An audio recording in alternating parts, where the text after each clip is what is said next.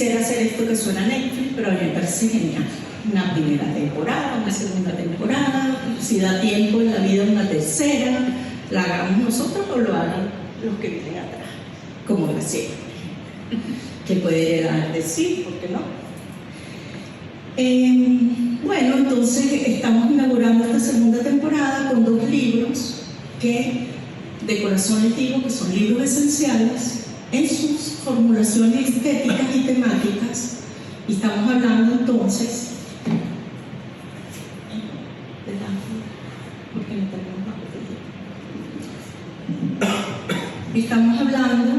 de La caída natural de Graciela Yáñez Vicentín, que estamos presentando esta tarde, la protagonista de este acto, y su dupla, que es La caja de Carmen Orfeo, una poeta venezolana residenciada en Roma ya casi hace 20 años.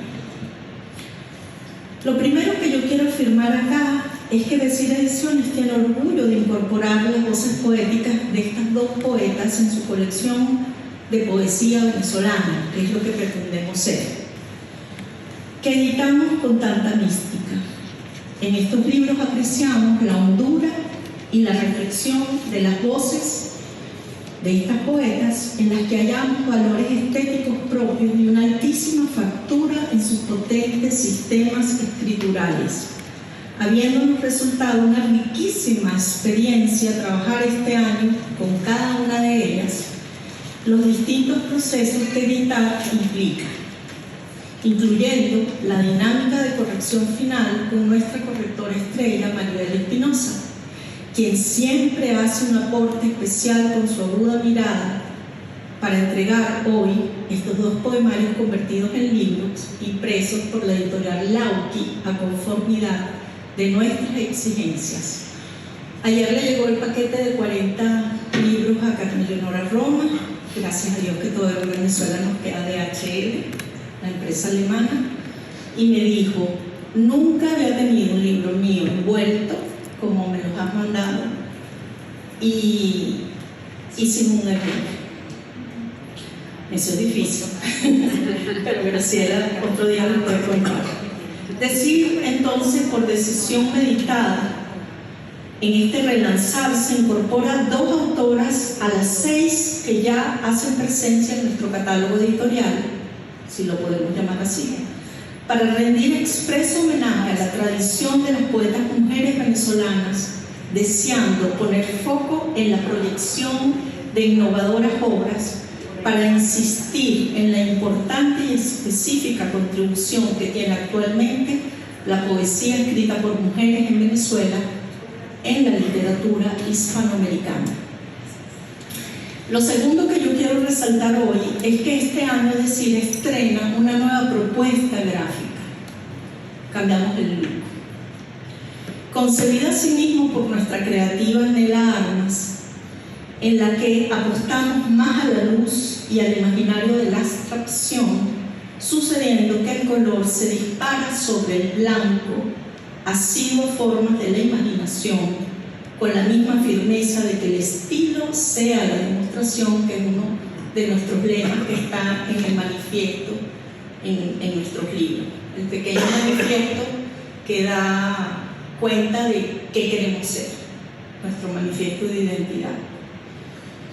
Con la misma firmeza de que el estilo sea la demostración y enarbolen una dupla de diálogos en la poesía venezolana proyectados al mundo lector.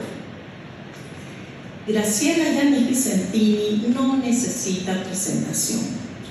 Por lo activa que es y está frente a numerosas iniciativas como activista incansable de la literatura, desde muchos frentes intelectuales, editora, correctora, traductora, librera y coordinadora del acontecimiento llamado Jamming Poético, que ya hace olas en varias ciudades del mundo. Destacar, sí, que ha dedicado muchos años de su vida a la investigación y organización minuciosa de la obra completa de Eugenio Montejo para la editorial Pretextos, en equipo con Antonio López Ortega y Miguel Gómez, que los que estuvieron ayer en la Poeteca recibieron el gustazo de escuchar parte de ese enorme trabajo que hicieron y llevaron adelante con nuestro queridísimo invitado especial de Flor, Manuel Borrás, director literario del pretexto. Vuelvo a Graciela, y que se alzó con el premio de cuento por los derechos humanos de Provea 2021, con Una vida incontaminada, que le ha sido editado en Cali, Colombia, por el Taller Blanco Ediciones a finales del 2022 y que ha estado presentando este año en el Buscón en Caracas y en la Filú en Valencia con gran receptividad por parte del público. Decir sí, con que con su heterónimo Egarín Mirage firman los poemarios Espejeos al Espejo, editado por el Taller del Pesoluble, Caracas 2006-2007, una lindísima colección que llevaba la poeta Belkina Redondo Olivo, acá en Caracas. E Íntimo el Espejo, que le editó Oscar Todman Editores en Caracas en el 2015, y que como editores de este poemario que les entrega la colección de Cid, por cierto, el primero que publica sin heterónimo, reconocemos una escritura sólida, muy trabajada, sin perder el desenfado y la ironía, exponiendo formas de ver y sentir desde una perspectiva muy personal, en la que caben como un valor adicional todas las incertidumbres que a ella la atraviesan. En su obra hay asimilación y diálogo con la obra de autores que admira y ha leído cabalmente, haciéndolos presencia de múltiples formas en los poemas de este libro que hoy presentamos. También decir que Graciela, como confiesa, amante del perfeccionismo, admite que haberse dedicado a la corrección le ha permitido canalizar este rango esencial de su personalidad. Nos consta que ella, a la hora de construir un libro, piensa y repiensa cada epígrafe, cada texto que incorpora, con especial atención al orden de los mismos en el libro, pero asimismo al orden de los versos y la secuencia de los poemas, la estructura del libro, el número de poemas de cada capítulo, el uso de los signos de puntuación, en fin, créanme, todo, en la búsqueda de una entidad orgánicamente balanceada a su inspiración, lo cual se traduce en una decantación primorosa que potencia su escritura poética. Nos encanta cuando el filósofo y poeta canario Roberto A. Cabrera, en el texto de contraportada del libro, remarca que La caída natural es una obra de indagación que presenta la irrupción de una comunión inesperada y que el poemario crece en torno a una figura a la que Graciela dirige una afilada autoironía, la fruta, que es cuerpo, corazón, fruta prohibida, destinada a una caída natural portadora de veneno que ha de morder Blancanieves, de discordia, París, manzana principalmente, pero a la vez arándano, y esa dialéctica desplegada en un sugerente diálogo con la película Wong Kar-wai invita a nuevas perplejidades. Eso lo vamos a escuchar de la propia voz de Roberto en unos minutos. Entonces, como editora, celebramos satisfechas el nuevo poemario de Graciela y de corazón su poesía, deseando que su caída natural en esta edición que tanto hemos cuidado llegue a la mayor cantidad posible de ojos lectores en el país y más allá de las fronteras, tarea que se nos impone imperiosa, estando ya abocada en esta programación, valiéndonos de las redes que se vienen estableciendo con la ayuda de tantos escritores venezolanos regados en el mundo, pero también escritores de otras nacionalidades que nos ayudan en este cometido. En lo personal, yo aspiro y espero que Graciela pueda encontrar un camino como escritora sin abandonar su carrera de correctora, en la cual es muy buena, ella logre robar, porque uno lo que hace es robarle tiempo a las tareas con las que sobrevivimos para escribir. Yo aspiro que sus poemas amarillos encuentren un cuerpo como libro pronto y que sea un libro que podamos leer. Ese era el que yo quería publicar, por cierto. Pero me dijo, sobrepasa los libritos que tú haces. Y yo le dije, bueno, entonces, dame. Ella no dijo eso, estoy jugando. No, pero es verdad. Me dijo, no, pero si esos son como 200 poemas. No, mira, eso es con Manuel Borrazo, ¿no? Eso no es con decir.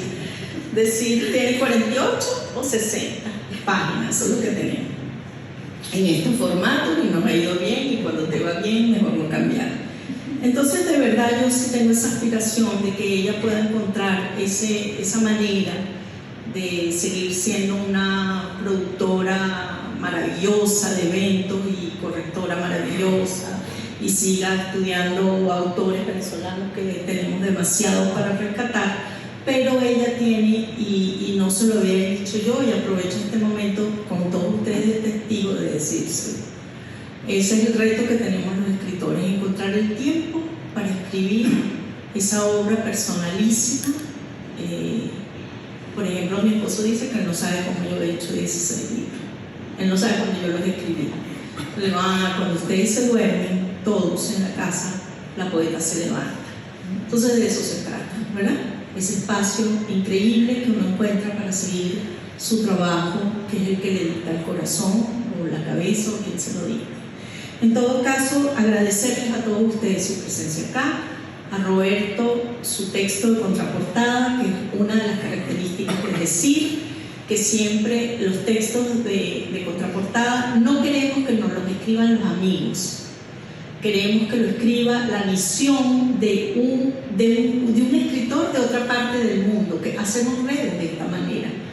Los amigos que nos escriban otras cosas, pero en la colección de sí queremos una mirada. Incluso tenemos autores que han publicado, que han escrito el texto contraportada sin haber leído nunca nada del autor, pero que les hacemos la propuesta, les gusta, la aceptan y se dan redes maravillosas, porque bueno, ahí empiezan a suceder otras cosas.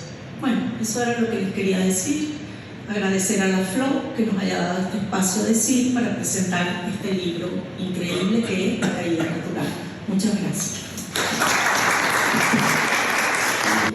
Lo vimos nacer, parecerá que fue ayer, pero no lo es, y yo quisiera como reafirmar la calidad de este trabajo y el tino que estuvo desde el primer momento Eda, pues en su equipo, pero ya sabemos que Eda está al frente, de crear un nuevo espacio para la creación poética en Venezuela, con un concepto muy claro, no ambicioso sino humilde, pero también de una gran, y sobre todo de una gran calidad. Los autores escogidos, los títulos, los estoy repasando mentalmente y nada, me doy cuenta, a veces hay que corroborar esas cosas, me doy cuenta que este es y ha sido un gran proyecto y qué bueno verlo vivo, ¿no? Voy a pensar el tema de las temporadas, pero qué bueno que esté vivo y que en esta camada se haya publicado el de Graciela. La primera noticia, cuando lo tuve, me contentó mucho, porque yo podría estar muy cerca del comentario final de Eda sobre nuestra querida Graciela, y es un comentario que yo podría sin duda corroborar. Y yo creo que esto tiene que ver con el amor, con el aprecio, y tiene que ver con el reconocimiento de un gran talento poético. Y en esa medida vamos a seguir con esa misma opinión. Porque yo particularmente, a ver, las cosas a veces son un poco tontas decirlas, pero siempre espero mucho de Graciela como poeta. Muchísimo. Bueno, yo he leído este libro 3 veces ya. Y lo he leído con la alegría de estar como en un taller, repasándolo, volviendo para atrás, volviendo para adelante, en fin, como se leen las cosas, ¿no?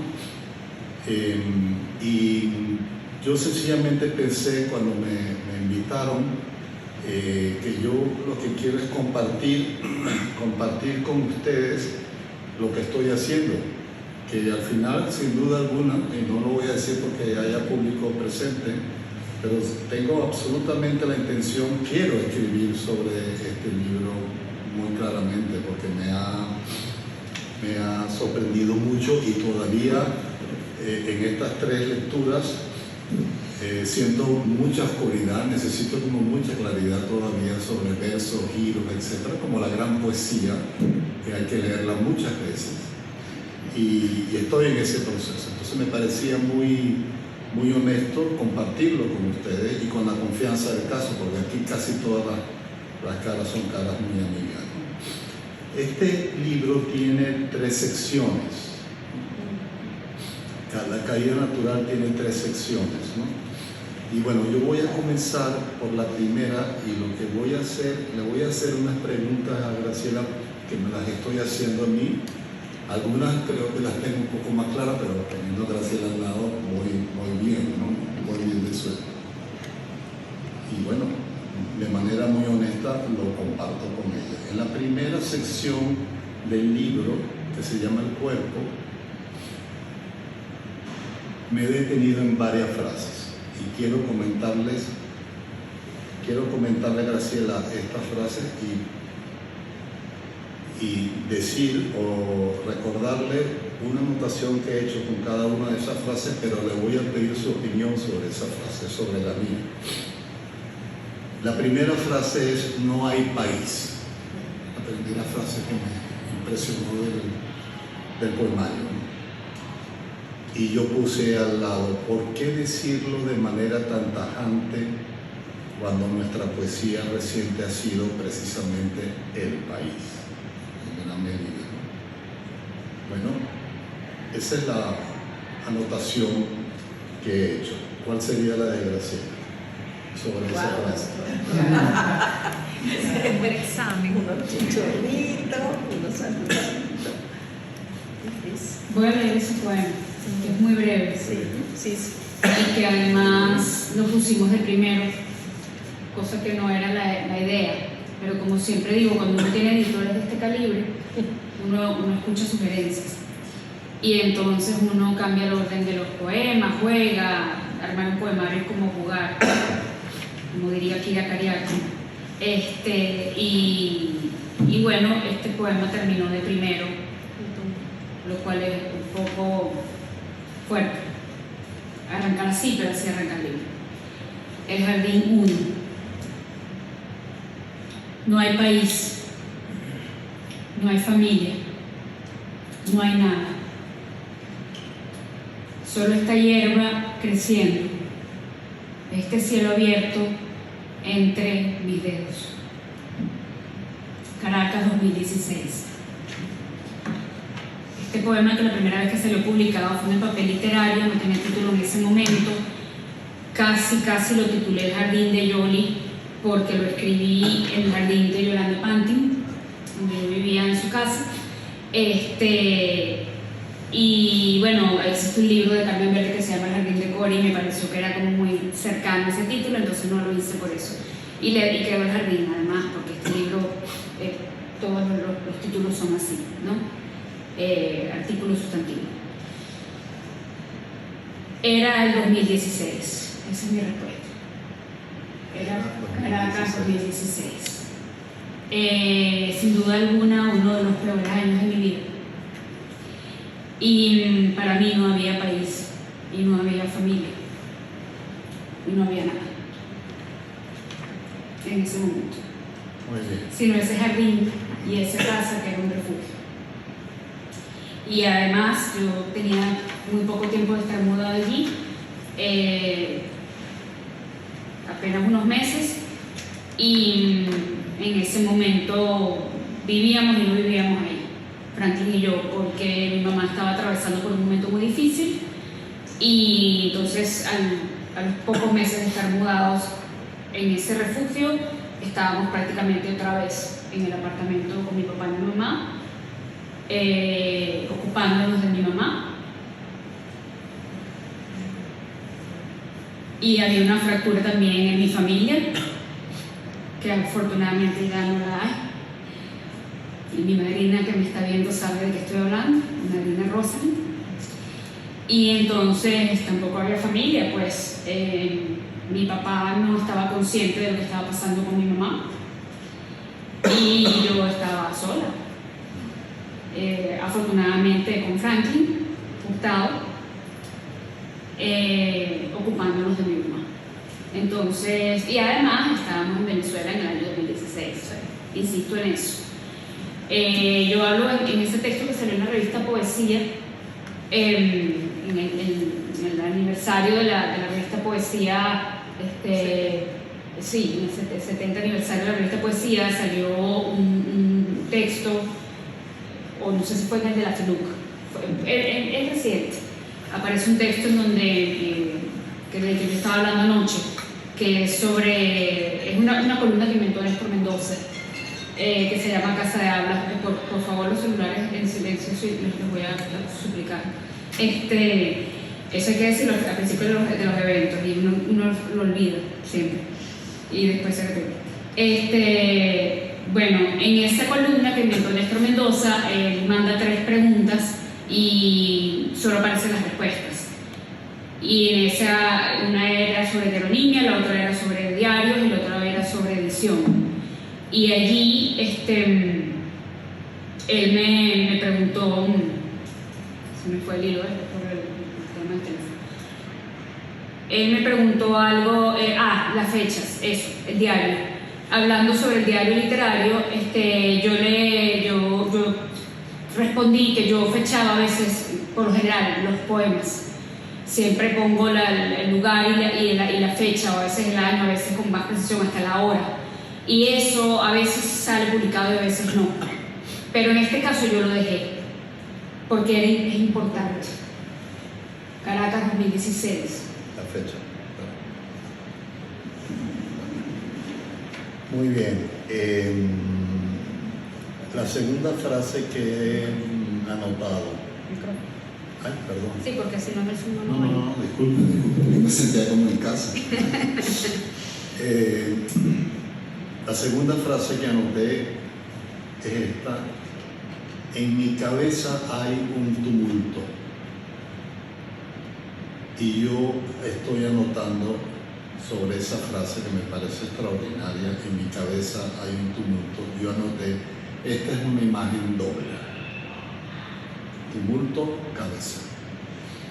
Que me hace ver a la vez, no sé por qué, por un lado nebulosas de pensamientos y por otro lado unos órganos raquídeos.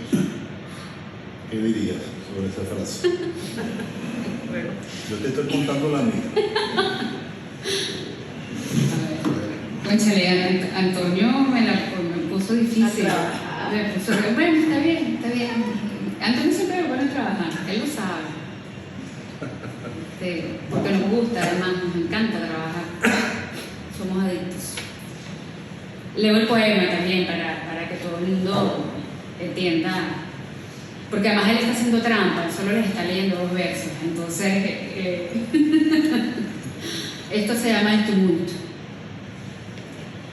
En mi cabeza un tumulto de pájaros nocturnos mirándose en lo abierto. Tú dices que es una imagen doble. Siento que es una imagen. Repite otra vez. En mi cabeza hay un tumulto, puse imagen doble que me hace ver a la vez nebulosas de pensamientos u órganos raquídeos. Bueno, sí, definitivamente las nebulosas del pensamiento tienen que ver con eso, con el tumulto que tenemos en la cabeza. Yo siempre he dicho, y las personas que me conocen bien saben que yo soy muy cerebral. Eso es indiscutible. Y en este poemario a mí me llama mucho la atención que algunas personas saben ver eso en el poemario, como lo hizo Kira Kariaki, que me presentó cuando tuve una presentación en Cálatos. Ella se detuvo en la cuestión del deseo y la ausencia de deseo. Y Alberto Hernández, que me sorprendió ayer con su hermosísima reseña, que salió publicada en Letralia, también se detuvo sobre eso, sobre el cuerpo, la cabeza, lo cerebral. Es indiscutible. Entonces, este poema tiene que ver con eso, tiene que ver también con la nocturnidad. Y por supuesto está enmarcado además en esta primera sección del libro que se llama El cuerpo. Entonces, sí, hay uno, tiene que ver con los pensamientos, tiene que ver con el insomnio, con lo nocturno y con los pájaros que revolotean el cerebro de uno. Muy bien. Después está esta tercera, que yo creo, la tercera frase me tocó la infancia, ¿no? La frase es adicta al hielo. Soy adicta al hielo. Entonces yo noté una visión infantil o un reflejo propio de los trópicos absolutos. Bueno, les voy a confesar que, por eso que me quería preguntar a esto de adicta al hielo, que no sé, me parece una frase magnífica. Yo pasé mi infancia en el Zulia, y ustedes saben que el calor es monstruoso, ¿no? Y yo era adicto al hielo. Era la única compensación, ¿no? Eso que nosotros llamamos raspados, o mucho más específicamente en el Zulia cepillado, porque cepillan el hielo. Bueno, yo comía, no sé, 12 cepillados de piña uno tras otro. Era la única manera de mantenerse en vida. Bueno, no sé, quiero hurgar por qué tu adicción. La mía ya la tienes clara. A ver. Esta pregunta me encanta y me divierte muchísimo. Este libro casi se llamó Apenas el frío. Y creo que ese era el título por el que votaba Roberto A. Cabrera. Aquí voy a hacer un paréntesis, que es una anécdota muy divertida. Cuando ya este libro estaba nada más en manos mías, en manos de las editoras y en manos de mi mejor amiga Mariana Rodríguez Hernández y en manos de Franklin Hurtado, eran los que conocíamos el libro. Estaba el debate del título. Yo tengo un documento de Word con, no es en serio, fuerte, con una lista de títulos interminable, y siempre me acordaba, me encanta que Alfredo Chacón está aquí hoy con nosotros, porque Alfredo y yo siempre hablamos del arte de titular. A mí me encanta titular, me parece una cosa magnífica, es algo que disfruto muchísimo. Y por primera vez en mi vida, yo de verdad tuve un problema gravísimo con el título de este poemario. O sea, yo o sea, para adelante, para atrás, votamos, bueno. Y un día ya estaba Roberto en el debate, Roberto tenía el libro, Roberto incluso me ayudó yo quiero darle las gracias a Roberto A. Cabrera, un escritor fabuloso de las Islas Canarias, que conocí además aquí como invitado internacional de la FLOC hace 4 años. Y por cierto, su recital bellísimo en el Techo Verde junto a Verónica Aranda y Yolanda Pantin fue exactamente hace 4 años, en la misma fecha de hoy, pero hace 4 años, ¿no? Entonces para mí Roberto está aquí, y por eso estamos haciendo este evento en esta sala congelados, ya vamos para el hielo, porque yo necesitaba que se proyectara el video, de verdad. Ya llevamos 2 presentaciones en las que no pudimos proyectarlo, en Filuc y en Cálatos, y eso es una puesta en escena que nos regaló Roberto, que también sabe de fotografía, de cine, de un ser extraordinario, como dice Antonio, que no se parece a nadie, y yo necesitaba ese video, ¿no? Y Roberto votaba por Apenas el frío, porque este es un libro que habla mucho sobre el frío. Este libro tiene una dedicatoria que dice: a mi mamá, de quien heredé el amor por las frutas y el invierno. Y esto es literal. Mi mamá y yo amamos las frutas y amamos el invierno. Muchas veces que bueno, mi papá que era cubano, sabía lo que se nos venía encima y desde el primer día dijo que había que irse de aquí. Se plantearon 80.000 opciones y mi mamá decía, bueno, con ciertos destinos posibles, que mi papá no aguantaba el invierno, mi papá, bueno, caribeño, o sea, no iba a aguantar el invierno, porque ella ama el invierno, yo amo el invierno, pero mi papá no. A mí sí, a mí me fascina el invierno. Yo no sufro, yo en invierno procuraba, yo había una época de Navidad que yo procuraba no pasar la Navidad aquí, porque para mí las Navidades aquí han sido históricamente deprimentes, y yo procuraba irme a donde hubiera invierno. Ya es difícil hacer eso porque, bueno, ustedes saben que aquí cada vez es muy difícil viajar. Entonces, me pasó, yo tengo un texto que tiene que ver con esto,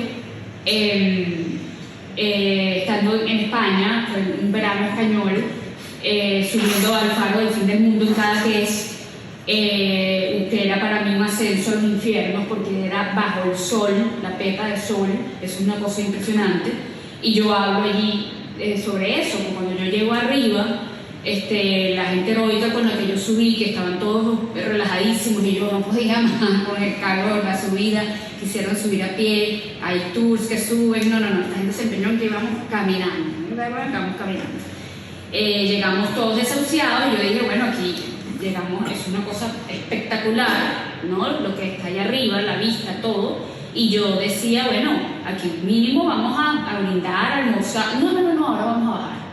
Y yo dije, esta gente está loca, la familia de mi mejor amigo Jeffrey, a quien amo y adoro, yo dije, esta gente está loca, quieren, o sea, ya va. Entonces yo, bueno, nos sentamos un momento en la barra y pedimos algo, y yo dije, algo que nos refresque. Y en España, cada vez que yo pedí, porque este libro fue naciendo por la invitación de decir, porque en efecto yo le dije que los poemas amarillos estaban semi-comprometidos bueno, de eso hablamos después, pero además era así, un libro muy grande muy grueso, de versos largos que no cabía en este formato. Entonces yo le dije a ella que bueno, los poemas amarillos no, pero aquí había una carpeta de poemas sueltos que a lo mejor sí, y se fue trabajando, y cuando yo empecé a trabajar esa carpeta, empezaron a surgir poemas que terminaron en este libro, porque el libro se empezó a cobrar vida, fue una cosa, un proceso que yo le debo decir, ¿no? Este libro nace con decir, literalmente. Entonces, bueno, este poema que está citando Antonio es uno de mis favoritos porque, como yo le decía a Luigi Chamán en estos días, que se está leyendo este libro con un poema diario, me dijo. También, sí. Este poema, para mí, yo digo que esto parece una cuestión existencial muy profunda, y en verdad lo que está detrás de este poema es que yo soy adicta al hielo y que yo necesitaba lentes y yo no lo quería asumir, y lo pospuse hasta más no poder. Entonces eso es lo que está detrás del poema, pero bueno, ustedes pueden ver lo que les dé la gana. Se los voy a leer, se llama El rigor, otro título que me costó, pero cuando llegué a él, tiene un epígrafe que dice: alguien ha entrado en la memoria blanca, en la inmovilidad del corazón. Antonio Gamoneda, Libro del Frío. Siempre fui la de los dientes duros, podía tragarme cualquier cosa. Adicta al hielo, siempre podía beberlo sin dolor. Siempre fui la de la buena vista. Para mí era evidente siempre lo que no veía nadie nunca. Encontraba errores por doquier. Partía la fruta por el medio de un solo tajo y sacaba con todo cuidado las imperfecciones que no quería comer. Creía tanto en mi intuición de bruja santa, y en mis procesos de disección, que me tragaba la podredumbre hasta el fondo, y no sentí el veneno de la fruta agria hasta que me congeló completo el corazón. Confié en mis ojos hasta que dejé de ver.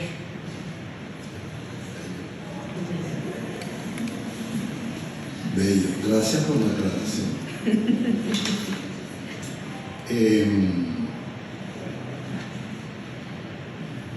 Estaba pensando que hemos hablado de Roberto A. Cabrera, gran fotógrafo vasco, ¿verdad? También. Sí. Muy buen fotógrafo. ¿No? Muy fino. Muy fino. Muy fino.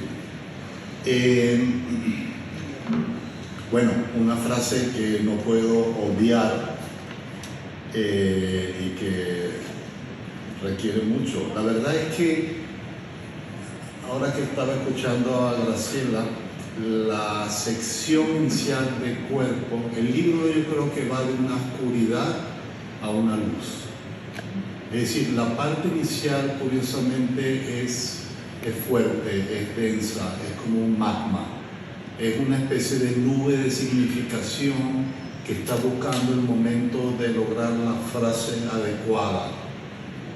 En la sección media hay mucha más claridad y definitivamente la plenitud está en la última. Sentí ese... Pero todavía estando aquí en el cuerpo, la primera, hay una frase que no podemos obviar que dice: no me enamoro de cuerpos. No me enamoro de cuerpos.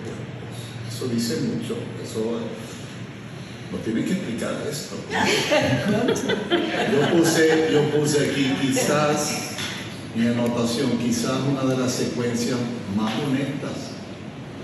Pues el amor en estas páginas pareciera pura metafísica. A ver.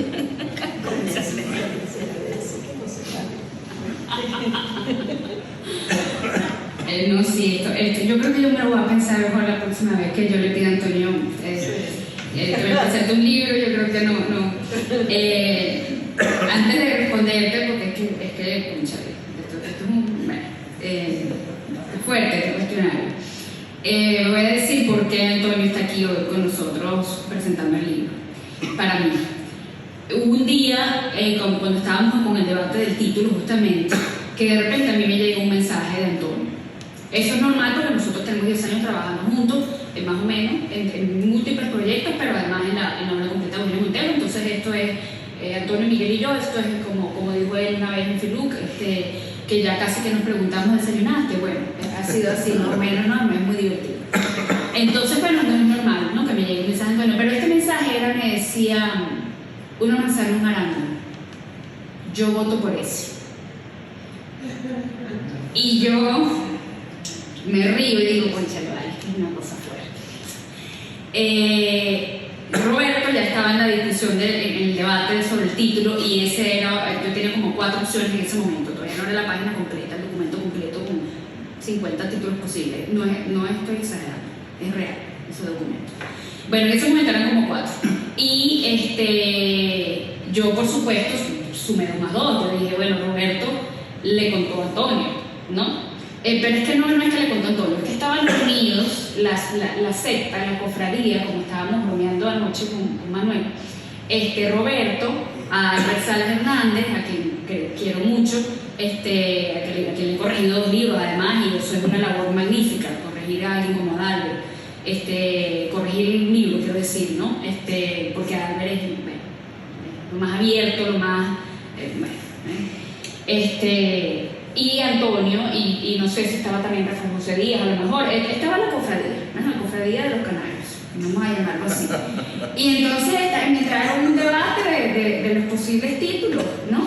Entonces, pero es muy cómico porque él me dice: aquí estamos votando. Y yo digo: pero ya va, aquí el único que se ha leído el libro es Roberto puede votar. Los demás están aquí lanzando flechas, ¿no? Y entonces Antonio me dice: bueno, como para echarte broma, para que sepas que yo estoy en todo, ¿no? Y yo le digo: sé que tú estás en todo, o sea, no me cabía duda. Y desde ese momento yo le dije: tú eres el padrino del libro, ¿no? Y bueno, aquí está el padrino, y el padrino además me trajo una hermosísima botella, bueno, porque este es un padrino magnífico, ¿no? Entonces, que además, cuando concretamos que él iba a estar aquí hoy, yo sabía que Antonio no tenía tiempo para esto, porque aquí nadie ha dormido en por lo menos un mes, ¿no? Vamos a decir un mes nada más. Y él me dijo: pero yo a ti no te puedo decir que no, y recuerdo exactamente el momento en que me lo dijiste, y muy conmovida y muy agradecida. Quería Y esa es la manera elegante como las misas de evadir una pregunta difícil. Bueno, vamos a responder con los poemas. Ya dije que soy muy cerebral, así que eso ya está dicho, ¿no? Yo, a ver, voy a jugar aquí con los heterónimos un momentico. Mi primer libro, Espejeos al espejo, que después se convirtió en Íntimo al espejo, en una plaqueta que después creció para el poemario completo, está dedicado a Pepe, verdadero príncipe y principio de la repetición infinita. Esa es la dedicatoria, en la que por cierto siempre se fija Miguel Gómez, porque Miguel tiene ese ojo, ¿no?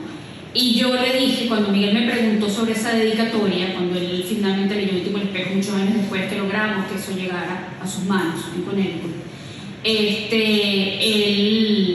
se fijó en la dedicatoria y yo le revelé que Pepe, como saben algunos que están aquí, es Pedro Pablo, mi papá.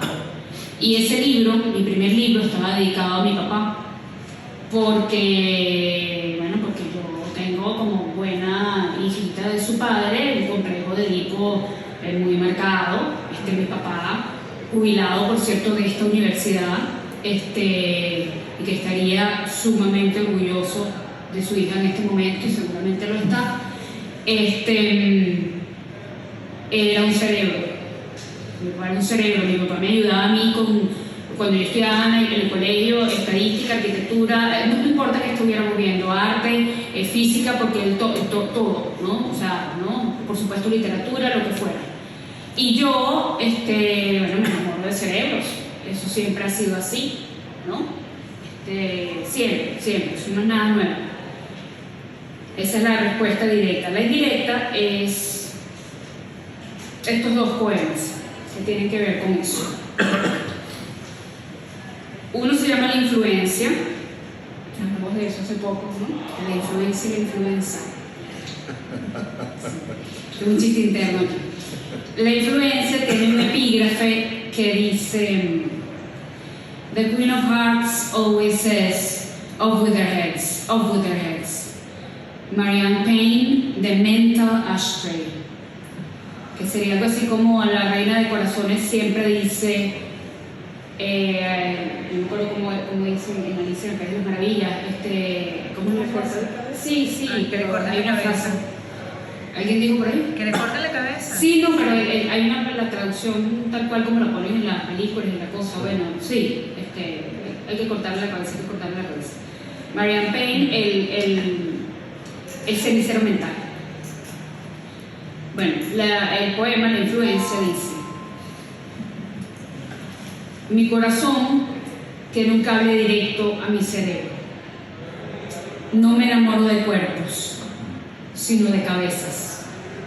Casi veo al gato de Alicia sonriéndome.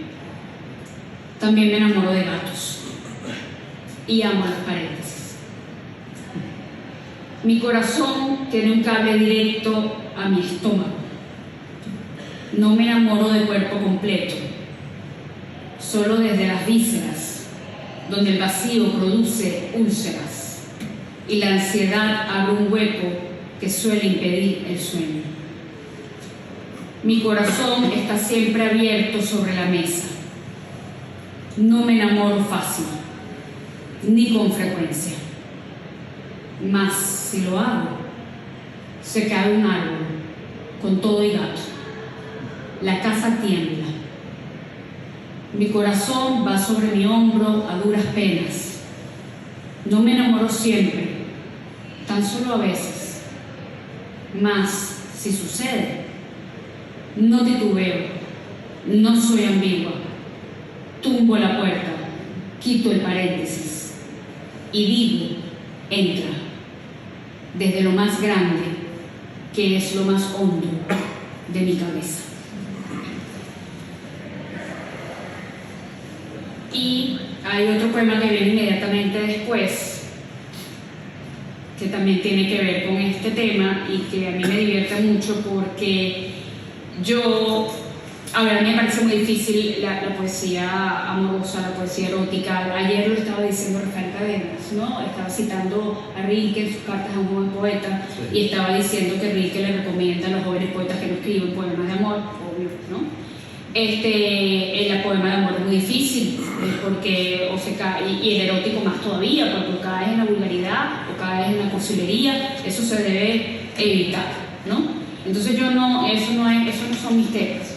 Pero yo decía, cónchale, vale, o sea, yo tengo que poder escribir un poema sobre el deseo en algún momento, o sea, me lo propuse, ¿no?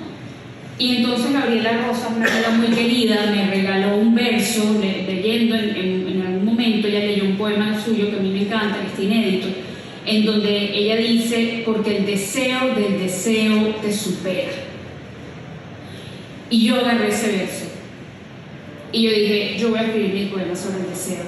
Y bueno, cuando una persona cerebral escribe un poema sobre el deseo, el poema se tiene que titular La catástrofe. La catástrofe.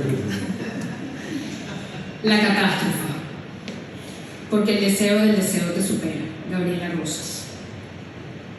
1. Dijiste que el deseo cambia el cuerpo. Desde que estás, me siento más alta pero más frágil, más delgada pero más redonda, más propensa a dilatar extremidades, a manotear muros, a correr maratones y evaporarme. Podría dar la vuelta al mundo en 80 noches, todo dentro de la circunferencia del círculo vital que nos enviciaría. Desde que estás, te he escrito este poema unas 80 noches. En mi almohada, en mi cabeza, en mi pupila insomne, mientras el cuerpo se retuerce en este nuevo estado irreconocible casi para quien no habita casi la casa del deseo.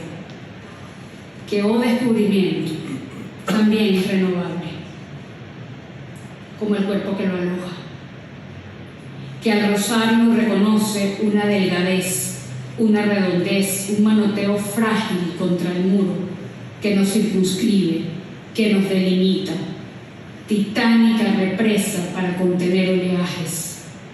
No vaya a ser que el cuerpo ceda hasta desbordarse. No vaya a generarse una catástrofe. 2. Dijiste que el deseo cambia. ¿O no lo dijiste? Pero no hizo falta. Desde que no estás, mi cuerpo vuelve a su habitual inercia. Ya no hay circunferencia, manoteo, noctámbula inquietud. Y sin embargo, desde esta sequedad, oh novedad, tampoco duermo. El poema ya no se reescribe cada noche. No habrá 80 variaciones de un deseo. Solo esta, única versión de un desconcierto. 4:48 AM. Sí. Bueno, ese poema es extraordinario. Salud. Y hace frío. Nada, escuchando la lectura de Graciela, me di cuenta que claro, ya tocó otras frases sobre las cuales le iba a preguntar, pero yo creo que ya está respondido, ¿no? Por ejemplo, lo de dijiste que el deseo cambia, está en tu lectura, y también, por supuesto, esa frase fabulosa de la casa del deseo, ¿no? Está allí muy, muy claramente.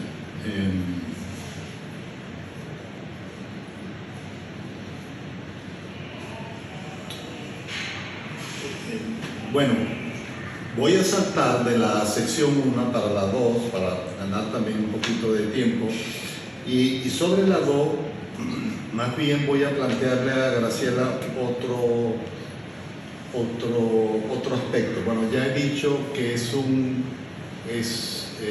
el poemario va como aclarándose, y esa segunda etapa o segundo movimiento es sin duda más luminoso, más liviano.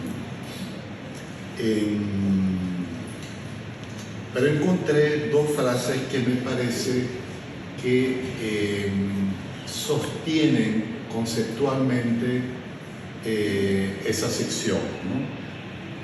Una que me llamó mucho la atención, me parece magnífica, es única versión, pero de un desconcierto. Única versión de un desconcierto. Eso nos habla más bien de situación, ¿no? Y hay otra frase que nos habla más bien de temporalidad. O sea, me estoy imaginando esos dos ejes como una especie de estructura de la sección. Una que toca más el aspecto temporal y otro que toca más el aspecto, podría ser conceptual, ¿no? La segunda frase es: todo en la vida, dicen, es cíclico, ¿no? Entonces, nuevamente estoy viendo estas frases, pero más bien dentro de la estructura que les da equilibrio a esa segunda secuencia. ¿Cómo lo ves? Wow. A ver. Ya nos acercamos. Ok. Esto de todo en la vida es cíclico. Viene de un poema que a mí me divierte bastante. Hace poco yo estuve de invitada al programa de radio de Aymara Lorenzo que tenemos aquí hoy, tan bello, y fue uno de los programas de radio además que más he disfrutado porque me he divertido mucho. Me invitaron en calidad de editora además, entonces fue muy chévere porque yo hice lo mismo que hizo Eda, que inauguró el programa. Eda se llevó un montón de libros y yo me llevé 2 bolsos cargados de libros porque yo quería mostrar el montón de cosas en las que yo he trabajado, ¿no? Como correctora, como asistente de edición, como lo que fuera, ¿no? Y mostramos libros y bolsos y marcalibros y bueno, porque además Ediciones Letra Muerta, que es la casa editorial que me ha permitido corregir 2 veces a Albert Salas Hernández, hace libros, postales, bolsos, eso es una maravilla, ¿no? Entonces de todo estuvimos mostrando. Y en ese programa hicieron una cosa que también hacía Librería Sónica, que es pedir, preguntarle a uno piezas musicales, ¿no? Para poner en los intermedios piezas musicales. Entonces yo dudé bastante y después yo dije, no, yo voy a mandar, en este caso, en el programa de Mara, como estaba con este libro, dije, voy a mandar 2 canciones que para mí forman parte del soundtrack de este poemario. Una es The Greatest, de Cat Power, que es parte del soundtrack de My Blueberry Nights, que es la película de Wong Kar-wai a la que se refiere el libro, a la que alude varias veces. Y la otra es Extraordinary Machine, de Fiona Apple. Y me acuerdo en ese programa que estuvimos sonando Extraordinary Machine y estábamos como jugando con los libros y fue magnífico. Esa referencia que estoy revelando aquí, que por cierto, Roberto cuando leyó el libro me preguntó y yo le mandé la canción, ¿no? Está en este poema que se llama La Curvatura, que es el poema que está citando Antonio, ¿no? Aquí hay varias referencias, pues digamos, escondidas, algunas son musicales, estas son cosas, las trampitas que uno hace cuando uno está en estos eventos y uno da pistas que no debería dar, ¿no? Aquí hay un Julio del que se ha hablado hoy, que es Julio Miranda, sí, en Anotaciones de Otoño. Está colado en este poema. Y bueno, también está Fiona Apple y también está Adam Duritz con el epígrafe. Este poema se llama La Curvatura y el epígrafe dice: "Round here we always stand up straight". Adam Duritz, August and Everything After. Esto es un disco de Counting Crows que a mí me fascina, que yo tenía mi hermano y siempre lo ponía y yo me volví adicta a ese grupo y a ese disco. Y dice, lo que dice es, por aquí nosotros siempre nos paramos derechitos, ¿no? Es lo que dice el epígrafe. Y bueno, el nombre del disco, Agosto y todo lo que viene después. La curvatura. La curvatura se apodera de la espalda, poco a poco. Es un proceso lento, muy lento, progresivo. No se siente hasta que se hace profunda, hasta que la curva se ha hecho notoria, la espalda cóncava. La pregunta siempre es por la pena, provisoria. ¿Es provisoria? Una curva, todo en la vida, dicen, es cíclico. Dice que está harta de la vida, así que debe estar harta de algo. Ciertamente. Si todo lo que sube baja, pero no siempre se desciende, digo yo, ¿cómo saber si la curva algún día? ¿Cómo saber si todo se corrige? De chiquita hice muchos ejercicios para enmendar los pies planos, para que doliera menos caminar trechos largos. Yo camino siempre de subida y descalza. Voy lento, como Fiona. Y como Fiona soy buena en eso de estar incómoda, cambiando todo el tiempo, reacomodándome. No importa. ¿Se acomoda la joroba? Me pregunto. A veces el peso carga. La espalda se amolda a la carga. Todo es cíclico, dicen. Pero yo cambio todo el tiempo. Me reacomodo, no importa. Aunque a veces sí importa. A veces la curva no es tan provisoria. Si todo lo que sube baja, pero no todo lo que baja sube, porque incluso desde el foso a veces se desciende, dijo Julio en pleno otoño. ¿Cómo saber si todo es corregible? Si todo se acomoda o se amolda.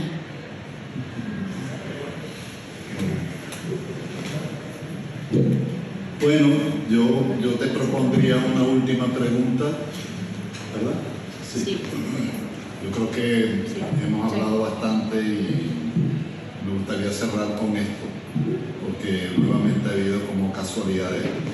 En varias conversaciones de hoy, Manuel Borrás ha mencionado a Juan Sánchez Peláez y recordé que yo he sentido en esta lectura mía de tu libro también, no sé por qué me ha venido en varias ocasiones Juan Sánchez Peláez.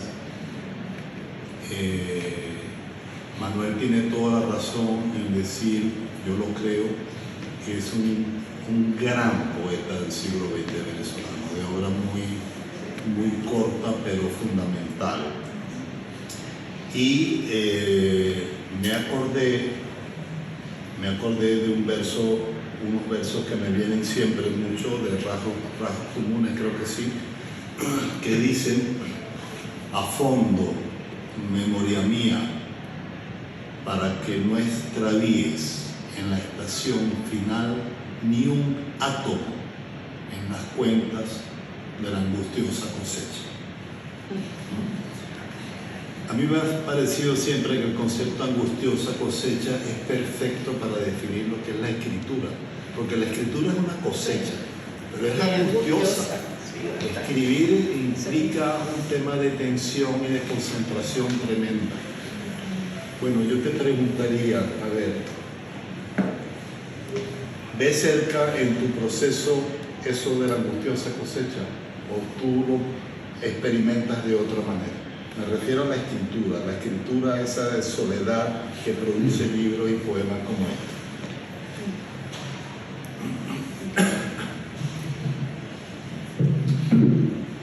Bueno, si lo tuviera aquí, leería algo de allí, un ensayo que está en Voces Nuevas del CELAR. Eso es otra cosa que ha estado presente en estas conversaciones, ¿no? Los talleres del CELAR. Yo pasé por varios, eso es un lujo, esos talleres, ¿no? Y escuelas. Y en uno de esos libros de Voces Nuevas del CELAR, porque además de talleres que te publicaban en antologías, y bueno, eso es esa maravilla. Y yo publiqué un ensayo que se llama Los náufragos, los poetas, que Flavia Pesci-Feltri, que está aquí hoy en el público, sabe. Ella sabe porque yo le realicé Voces Nuevas, porque a ella le gustó ese ensayo. Y bueno, yo leí Frente al Mar y esas cosas bellas que hacen los amigos de uno. En ese ensayo yo exploro ese tema, ¿no? Y hablo de Marguerite Duras y de su libro, que es como un diario, que se llama Escribir, que es un libro sensacional. Y de algo que yo también diría de los diarios de Victoria de Stefano, por cierto. Ese libro magnífico que sacó el Esquilete, que es apenas un pedacito de los diarios de Victoria. Sí. La insubordinación de los márgenes, Sí. si no me equivoco, es el título. Es un libro extraordinario. A mí yo amo a Victoria de Stefano, pero además amo sus diarios en particular. Yo siento en esos libros y con esos libros una gran identificación desde el punto de vista no solo de que a mí también me interesa mucho el diario literario y una escritura de cultivo, sino hay algo en esos diarios que yo percibo, esto soy yo como lectora, que es una cosa con el lenguaje, una relación con el lenguaje que yo creo que es sumamente placentera y gozosa. Y yo, obviamente uno sufre angustias, pero yo no diría, quizás la angustia es la falta de tiempo para uno poder hacer todo lo que quiere hacer, ¿no? Y lo que estaban diciendo que me han dicho ustedes dos, ¿no? Que me ocupe más de mis textos, de mí, porque yo siempre estoy con los libros de los demás. Y Farid me regañó estos días también, me dice, pero veo, ya he visto 2 eventos tuyos en los que haces hablar de un montón de gente. Bueno, claro, pero es que yo hablo de mis influencias y tengo la enfermedad de los epígrafes que tiene que ver con eso, porque yo soy lectora y mi escritura está atravesada por lo que yo leo. Y para mí la escritura es lectura y viceversa, o sea, para mí eso es invisible, ¿no? Pero yo no sufro de la angustia de las influencias, a mí eso no me genera angustia. Y tampoco la escritura. Yo estoy recordando algo que dijo Alfredo Herrera en algún momento, que habló, creo que Fundamento de la Poética, que dijo que él, después que vio que yo vi con Flavio se está sonriendo porque ella sabe de lo que estoy hablando. Un encuentro entre él y Igor Barreto, ¿no? Estaban hablando de eso y Alfredo dijo algo así como que cuando él terminaba de pintar él quedaba contento, quedaba feliz, pero que cuando terminaba de escribir no, quedaba con una inquietud, con una angustia. Y a mí me llamó tanto la atención ese comentario porque a mí no me pasa eso. A mí escribir me genera muchísimo placer. Y en estos días hablando con Franklin Hurtado, el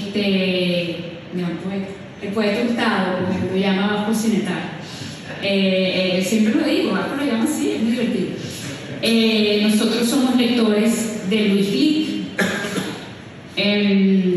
Manuel Borrás, el editor de Luis Glick, que nos regaló a Luis Glick en castellano, fue el primero que lo hizo, así como también Beverly Pérez Rego como su primera traductora en esa colección, una nueva se llamaba, creo. Luna Nueva, sí, que dirige a Carmen Leonor. Que dirigía a Carmen Leonor en la Unimet, o sea, ¿no? Todo está al lado. Sí. Bueno, ellos fueron los responsables, y Manuel Borrás y Álvaro Sala, de que Luis Glick se empezara a leer en español, ¿no? Y nosotros empezamos a leerla quizás por influencia de Rafael Castillo Zapata, o yo no sé, de hecho empezamos a leer a Luis Glick antes que se ganara el Nobel. Y hay un poema de ella en donde hay 2 que dialogan entre sí, y Franklin y yo hemos estado hablando de esos poemas últimamente, que ella le dedica a su esposo, y el esposo, hay como un diálogo entre el esposo, se le hace una pregunta a ella, qué deseo pidió, en un momento le estaban pidiendo un deseo, ¿no? Y él pensó que el deseo, porque bueno, somos narcisistas, ¿no? Y cuando en los temas de pareja más todavía, ¿no? Creemos que somos lo máximo, lo más importante, y que el otro siempre está. A mí me pasa con Franklin, y yo leo sus poemas y digo, este tiene que ver conmigo. No tiene que ver contigo, no. Entonces, bueno, Luis Glick, de lo ácida que es, ¿no? Sigue siendo, como estábamos diciendo hace poco, ¿no? Que la gente sigue, el Montejo sigue estando. Bueno, Luis Glick también. Ella después revela en otro poema que el deseo no tenía que ver con él, que se bajara de esa nube, ¿no? Que el deseo era escribir otro poema, que surge el poema, ¿no? Eso es lo que ella dice. Y eso es magnífico. Claro que ese siempre es el deseo. Yo quisiera tener, yo por eso te digo todos estos días que tengamos esta carrera contra el tiempo para hacer las 80.000 actividades de la FLOC y de todo lo que estamos haciendo, que hice una lista para no perdernos. Y bueno, yo quisiera tener más tiempo para escribir y para corregir. A mí no me genera angustia. Angustia es no tener más tiempo para que no suceda más eso. A mí hasta corregir me genera placer. Yo amo corregir textos propios y ajenos, claro, textos buenos, ¿no? Corregir textos malos, eso sí ya no es angustia, eso es malestar lo que genera, ¿no? Eso es otra historia. Pero no, cuando uno está corrigiendo un buen libro, cuando uno está trabajando sus textos, puedes tener 80 borradores como Montejo con Final Sin Fin, eso no importa, hasta eso es un placer, las distintas variaciones, en este caso no de un deseo sino de un poema, ¿no? Y el deseo siempre es el poema, que llegue el poema, ¿no? Que uno tenga la disposición para recibirlo, para escribirlo, que eso esté, que ese derroche que es la poesía esté, porque no siempre está, porque a veces hay sequía, ¿no? Y esa sequía puede ser hasta autoinducida. Uno a veces dice, yo no puedo ponerme en contacto con esto en este momento, porque si lo hago, ¿qué va a pasar? ¿Qué va a salir? Y entonces uno suspende el poema, ¿no? Y eso sucede. Y aquí hay unos textos que tienen que ver con eso, voy a cerrar con eso. Y nuevamente hago trampa, esos textos tenían 2 epígrafes que los quitamos por mi enfermedad de la epigrafitis ya confesada, y eran un diálogo que yo establezco entre 2 libros maravillosos de 2 poetas venezolanos magníficos, que son Armando Rojas Guardia y Cecilia Ortiz. Armando Rojas Guardia, en La Nada Vigilante, le dedico un libro entero, un poemario entero, que por cierto editó Pequeña Venecia. Tenemos aquí uno de los editores de Pequeña Venecia sentado al lado, ¿no? La Nada Vigilante era sobre eso. Armando estaba desesperado porque no lograba que saliera el poema, y entonces escribió un libro completo sobre eso, ¿no? Y después Cecilia Ortiz escribe La Espera Imposible, que edita Luna Benítez para Oscar Tolman Editores, donde está dialogando con eso. Y entonces yo había puesto 2 epígrafes que dialogaban con eso, o sea que dialogantes, ¿no? Y después los quité, porque bueno, el libro está lleno de epígrafes y había que podar. Pero los poemas tienen que ver con eso. Además, estos 2 poemas fueron publicados por primera vez en Voces Nuevas del CELAR también, porque fueron fruto de un taller magnífico que editó Gabriela Kieser de poesía entre el 2004 y 2005, y yo pasé todo ese taller completo, que fue leyendo poesía venezolana, que fue gran parte de lo que hicimos en el taller. La segunda parte se llama Por lo que es. Por toda esa plenitud que ya no palpo, por el torrente que ha dejado de correr, por esa muerte lenta que casi conscientes procuramos. Pasan los días sin sustancia, desmayando. Pasa la vida sin atisbo de avidez. Y en plena Semana Santa, una crisis que ya ni siquiera es de fe. Y el ser hastiándose de saber que, de seguir un día más con este tedio, este desgaste, este absurdo hacer, ya sin oscilaciones lo desconoceré.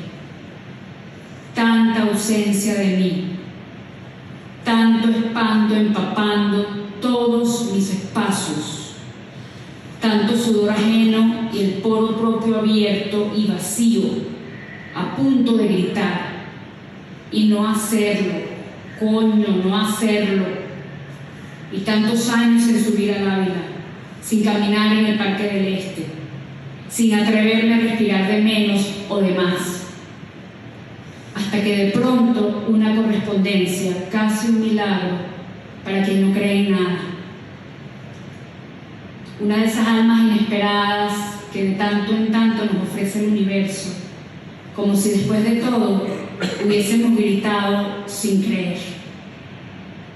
Una mano abierta por si me resbalo, una oreja, una sintonía despierta, una gata de ceniza, una libertad, una plenitud de vida, una coherencia en el cinismo y en la gracia, un desparpajo, al fin algo honesto, una simple valentía, una risa tan ganada, tan gratuita, y comienza a volver como es, lo que es. y de pronto se contagia algo de esta catarata, y de pronto la resistencia cede, y el poema se asoma, y la sed. Y marzo, sí, este marzo terrible, pierde un tanto su aridez, y llueve adentro, y lo agradezco, tal vez.